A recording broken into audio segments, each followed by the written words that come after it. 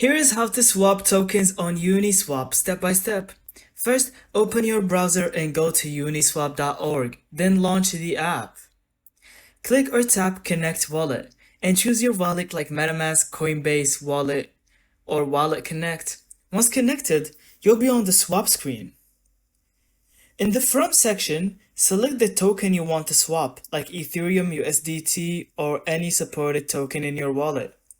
In the To section, choose the token you want to receive, such as DAI, WETH, or ARB.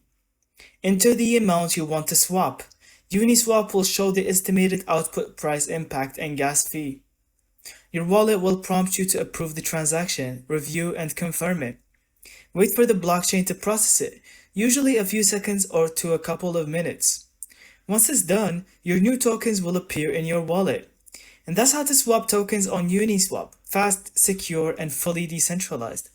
Thank you so much for watching. I hope you found this video helpful. Don't forget to leave us your thoughts in the comments.